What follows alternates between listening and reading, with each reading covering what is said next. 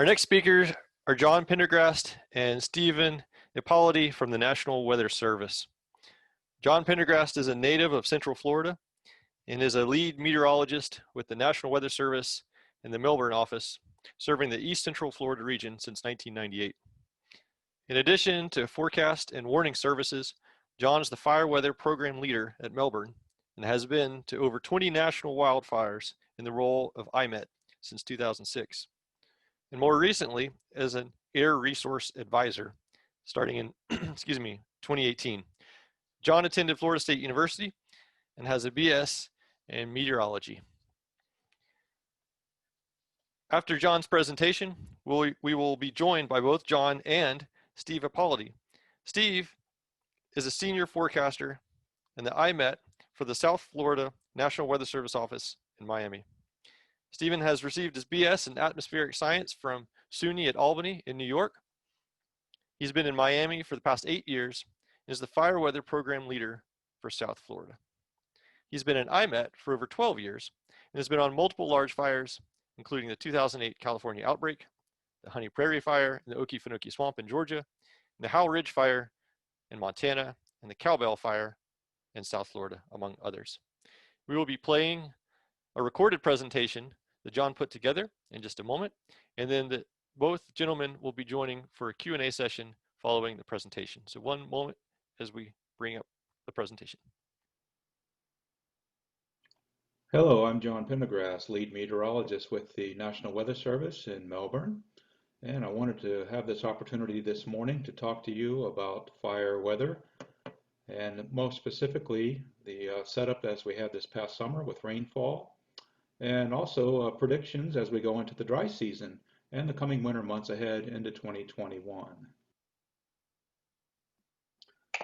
So we're going to talk about some of the new GO satellites and their capabilities, and we're going to talk about the current conditions, the rainfall that we've had leading out of the summer months. And then more importantly, we're going to talk about the outlook for the upcoming dry season into 2021 and the El Nino La Nina prediction.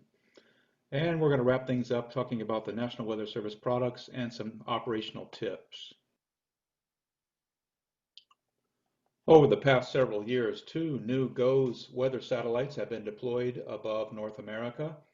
One of them is situated at about 75 degrees longitude, the other one at 137 west, to monitor the Northern Hemisphere, more specifically the North American continent, for weather events.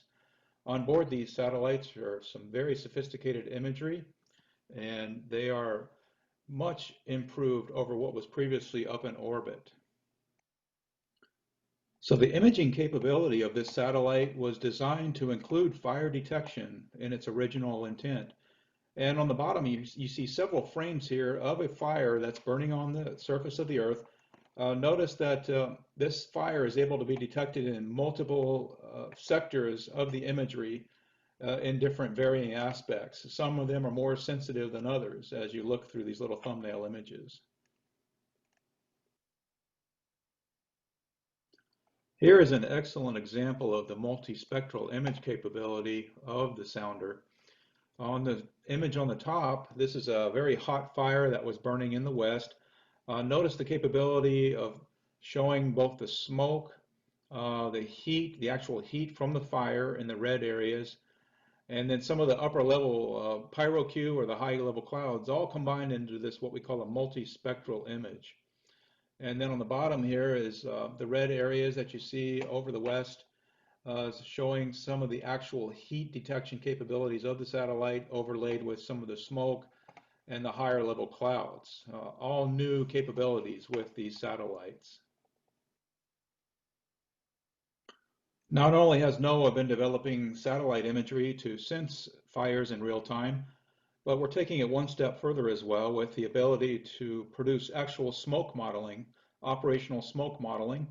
And this is an example of the high resolution rapid refresh model produced by National Weather Service and NOAA, which takes the satellite imagery as a footprint, as a baseline, and projects smoke, the movements of smoke through the atmosphere with time at a finer scale than we've ever been able to do before. And this is an example of the Forest Service blue sky model on the right, which also uses some of the NOAA imagery as a baseline and produces high resolution movement of smoke from the fire and predicts it out to 36 hours in the future.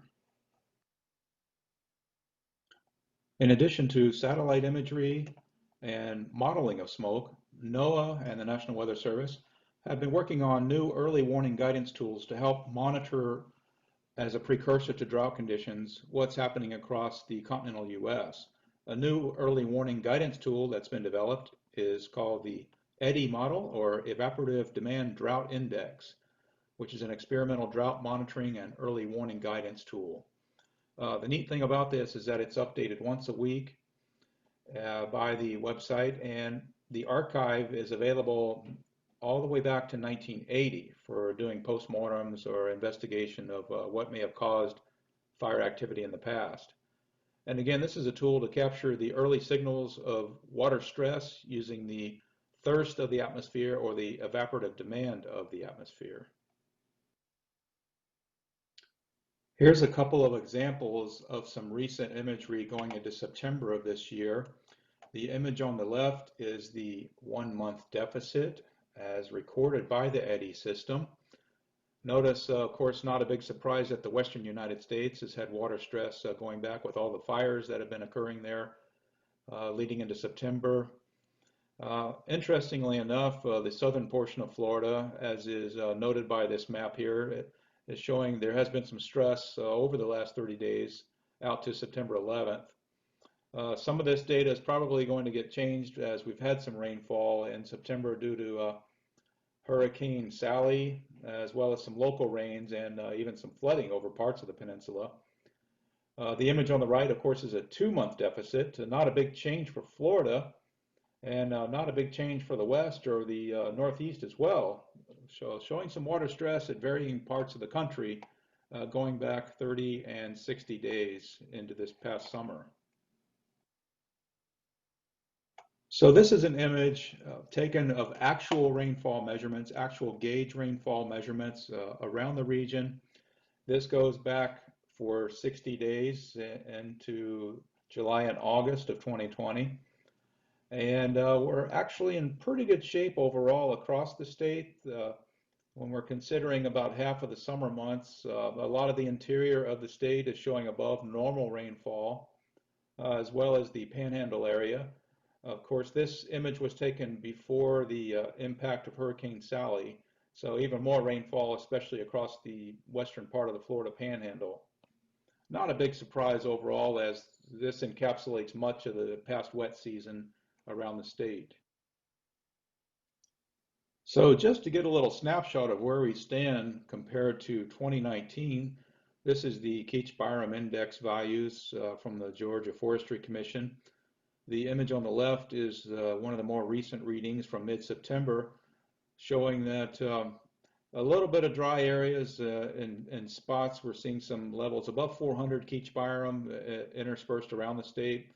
But all in all, we're doing much better than was the case on the right with 2019, where most of the state was exceeding 500 to 600 on the drought index.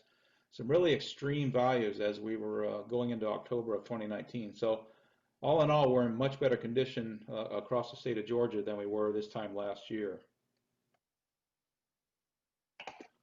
And of course, Florida, the state of Florida is, as you would probably expect, in much better condition with quite a lot of rain. The Keach-Byram numbers as we round out the wet season were very low across the entire peninsula just about, and for virtually all of the Panhandle as well. When you compare that to 2019, which is on the right-hand side, certainly drier across the northern part of the state as we entered October of 2019. So all in all, we're in much better condition than was the case in 2019 as we start the winter and the autumn months. So despite the fact that we ended up running out of names on our traditional hurricane list this past year and quite busy, we have to go all the way back to 2005 to have a parallel as far as tropical activity across the Atlantic Ocean. Not all of the rainfall was associated in our region with tropical activity, we have to look at the summer months, of course, and the traditional wet season, as we certainly call it down here in Florida, that produced a good chunk of our rainfall. And it certainly lived up to the billing as far as our wet season activity and our thunderstorms. And then, of course, above normal with the tropics that we had with this past year. Assessments of regional drought across the southeastern U.S. as of September 10th, not surprisingly, does not show any discernible areas of drought across Georgia, Florida, or Alabama as we rounded out into September.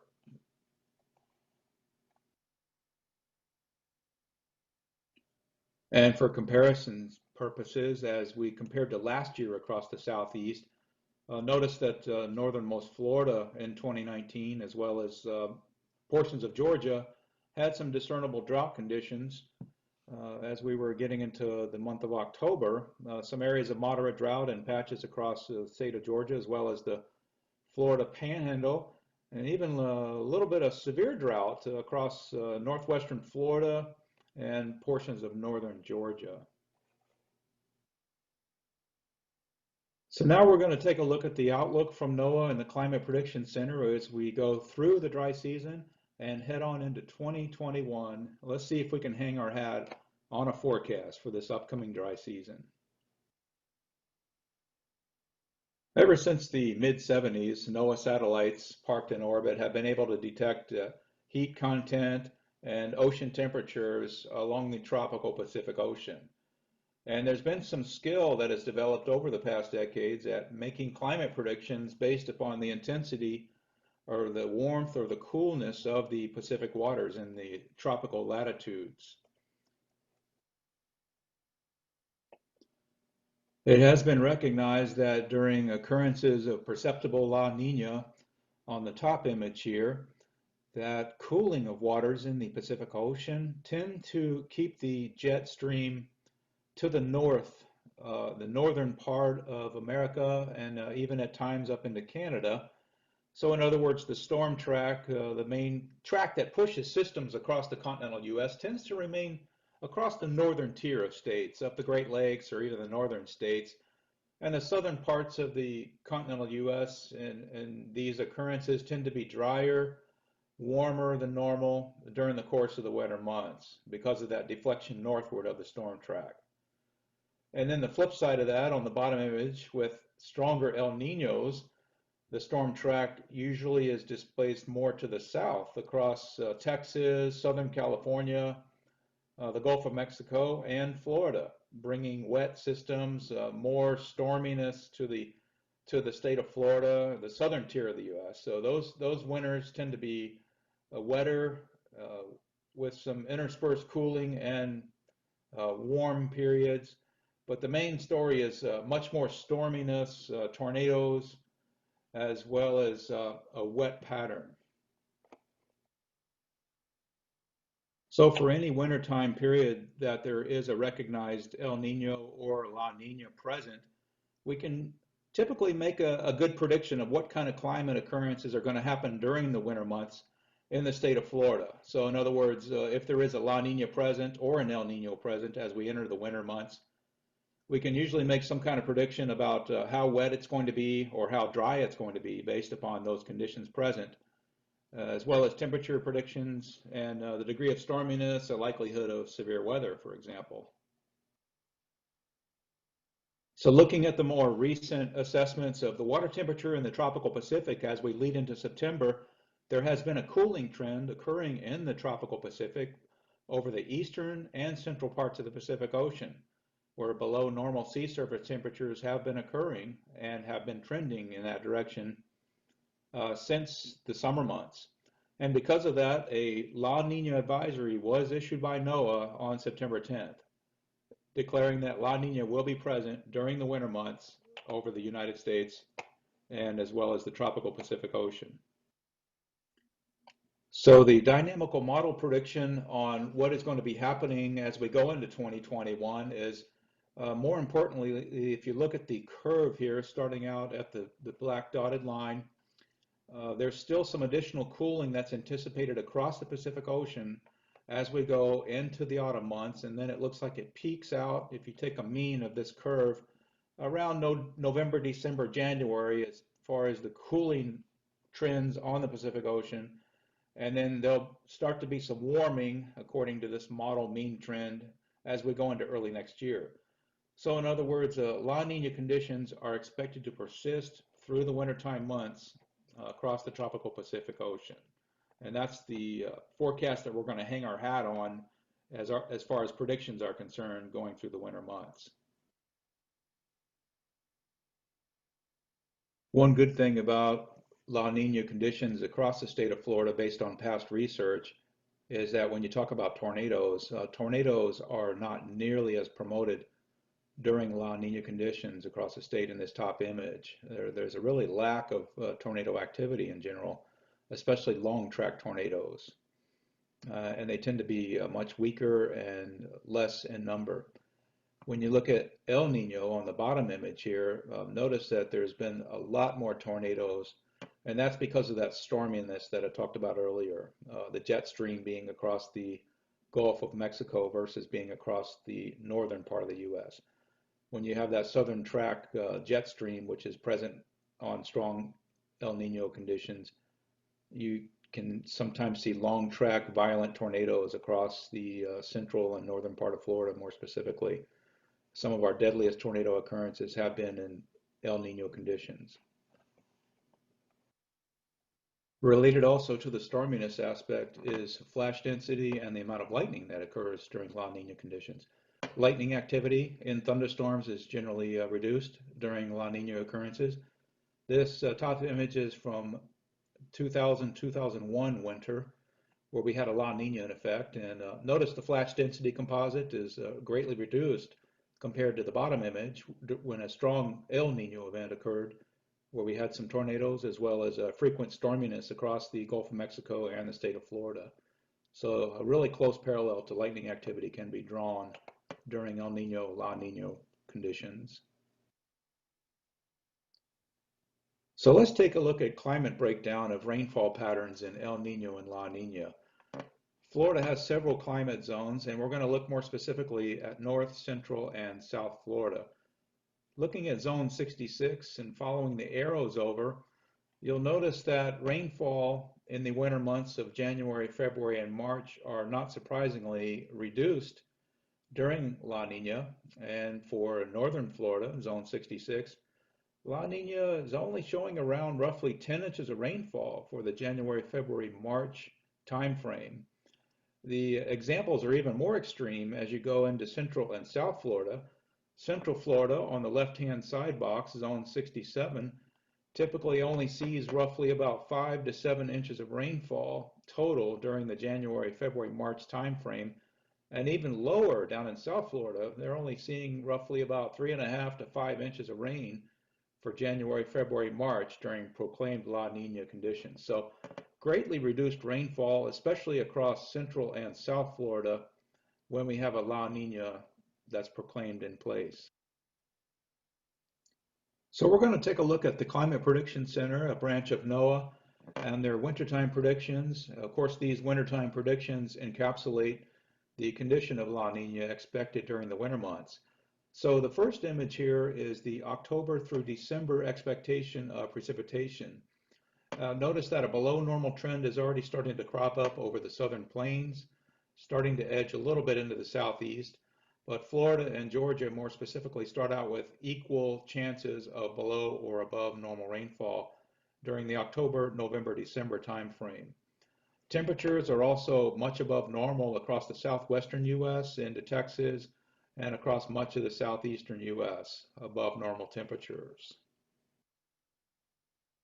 So playing forward the 3-month forecast as we get into the heart of the wintertime months, notice that the predictions by the Climate Prediction Center as far as temperature show an expanding above normal temperature probability developing across the whole southern tier, including Florida, Georgia, and the southeastern states with above normal temperatures.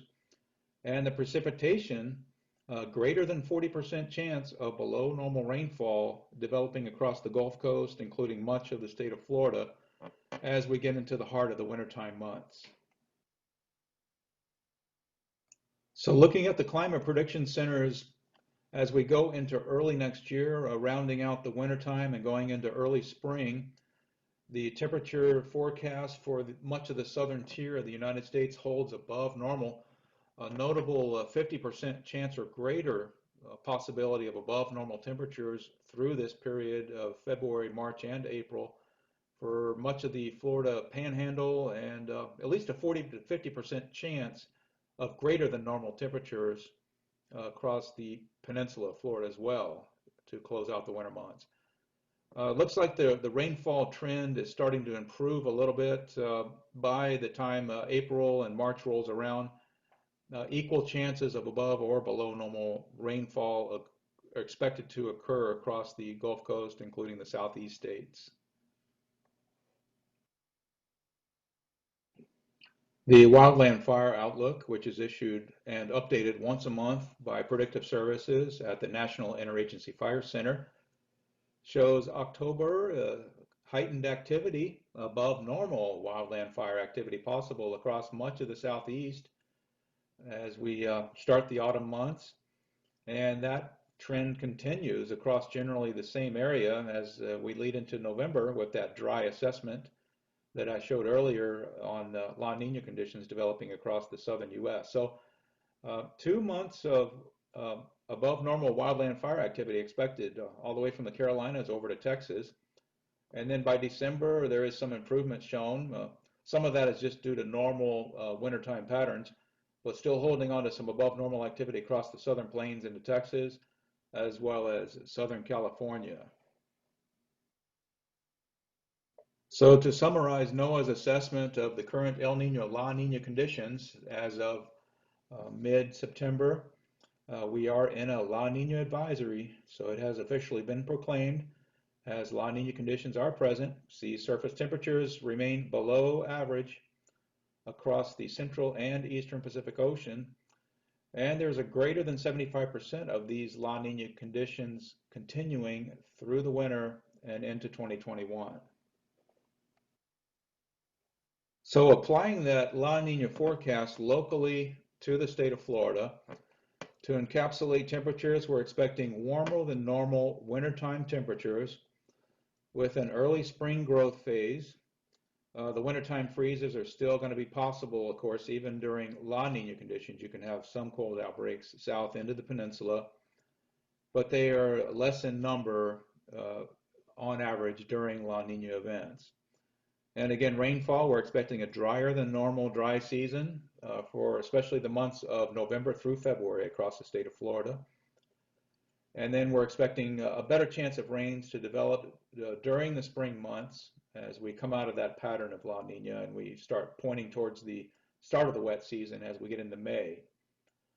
Long-term drought conditions are possible across much of the southeast due to La Nina onset. That's the carry forward on this, is that we could very well have long-term drought conditions for autumn and the winter months. So looking about a 4 to 6 month period, perhaps, if this does pan out. The degree of El Nino or La Nina typically has little influence on the start date of our springtime wet season, which in Florida usually starts in late May to early June. That's the carry forward from the outlook.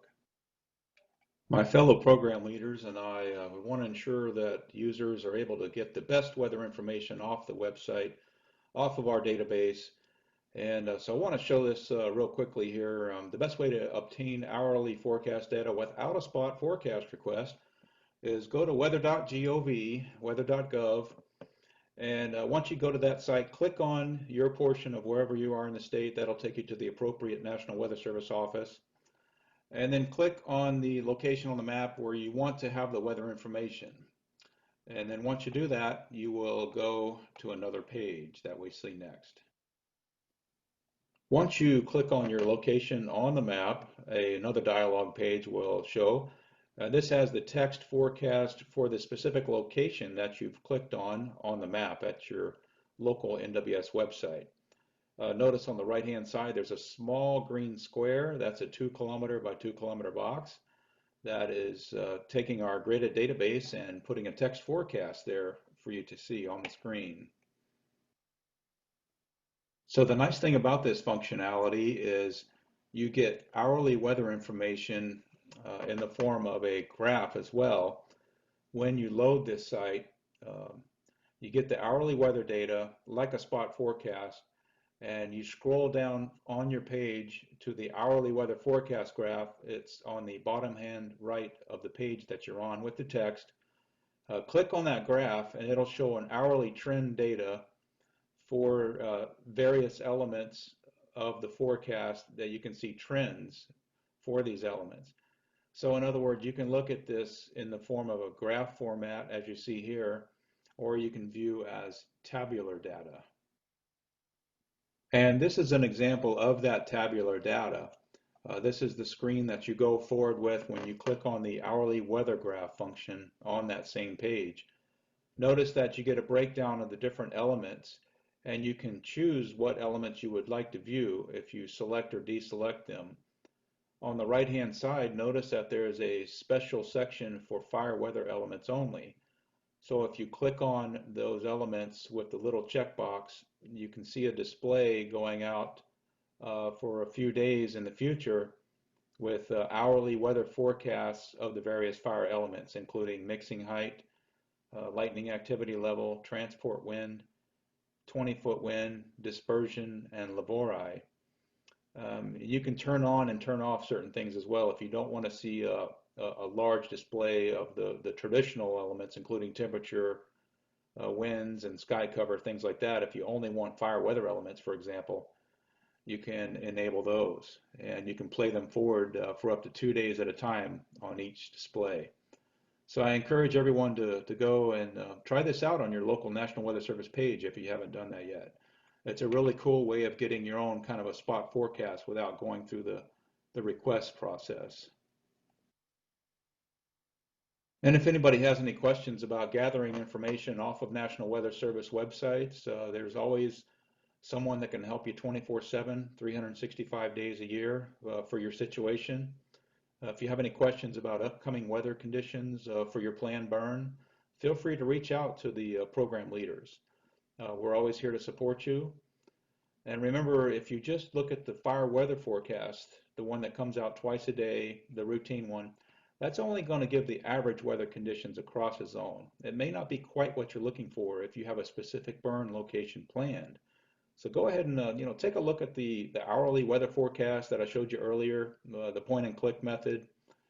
And of course, you can always request a spot if you have a prescription and you have to get a burn permit and approval.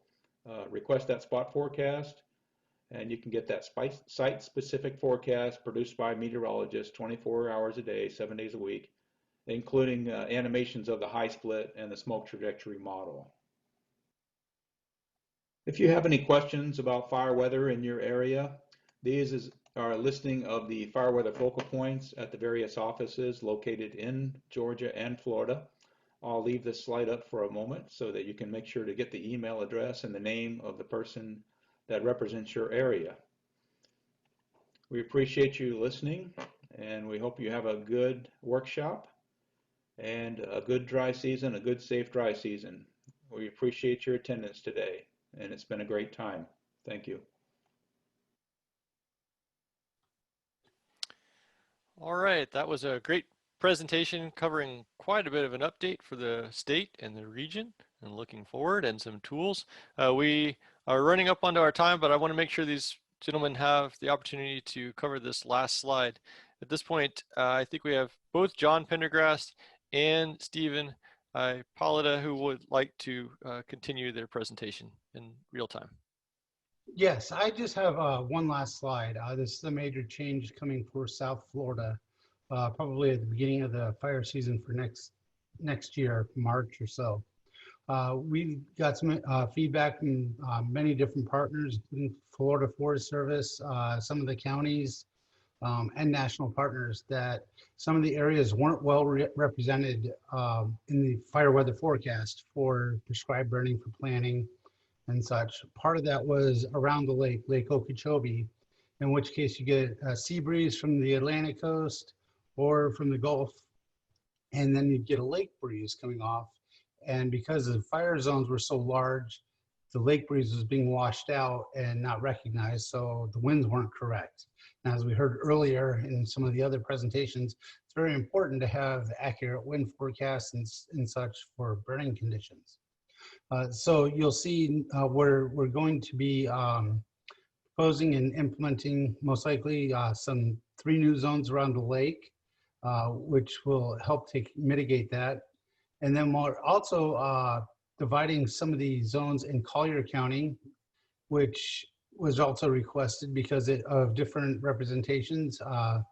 And that's because there's one big Cypress Park, which is the red zone, and then 2 other areas. And what's been happening is we get a lot of different weather conditions because of the sea breeze, how far it makes it over. And when you only have one big zone, it washes other things out. So we are making those changes. They are working their way through the process and should be in place in the next, by March, I believe it is. So that's all I wanted to cover on that. And we can go to a question and answer session. All right, thanks, Stephen. We have just a minute or so. We're already a little bit behind time, but if you have any other questions that you would like our speakers to try and get to, here's a question that came in the chat window from Jeff.